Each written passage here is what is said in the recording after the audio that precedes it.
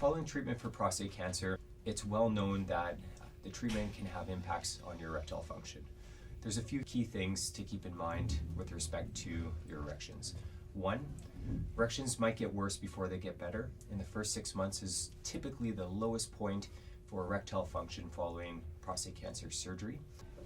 Point number two that's important to consider is engaging with your healthcare professional from an early stage, whether this is your treating physician or one of the supportive care programs. Engaging in treatment modalities to encourage natural erections or assisted erections as early as potentially 6 weeks post-operatively or post-radiation therapy has been shown to be beneficial in the medical and surgical literature. We typically start with the most conservative options possible.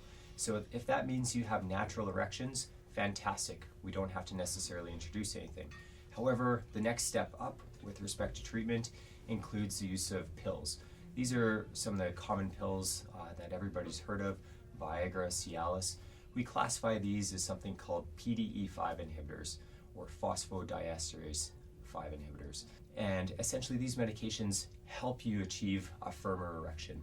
For many men, these will be enough and you'll be able to achieve partial or meaningful erections that you can use to exercise the muscle within the penis or even achieve sexual activity with these. If the PDE5 inhibitors don't work, however, there's no need to get discouraged. There's still multiple different options. Some of these options include vacuum therapy. So this is a device that using a vacuum draws blood into the penis that can exercise the muscle itself on a daily or bi-daily basis. And if you want to use it for sexual activity, you can apply a silicone constriction band on the base of it.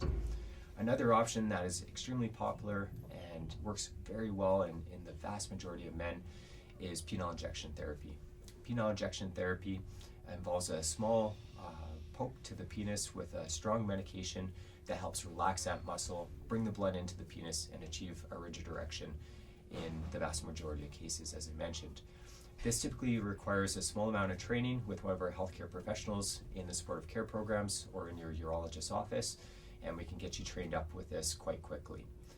Another option beyond this, after the full 2 years of waiting for the recovery and actively engaging, if we're still not at a point where we have functional erections, we could consider penile implant surgery. This could be an excellent option for many men, but we typically wait till about 2 years because there's been a lot of data to show that erectile function after prostate cancer surgery continues to improve from 6 months to 2 years, and in some studies even up to 48 months.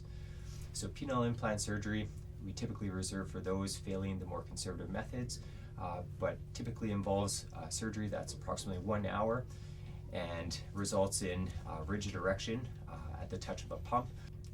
So in summary, key points for the erectile dysfunction following surgery. 1, remember to be patient. It may take up to 2 years to get some of that erectile function back. And remember to engage in trying to achieve erections early on. There's multiple different modalities to acquire erections, and there's multiple healthcare professionals that are there to back you and support you and your partner in achieving these erections and maintaining that function.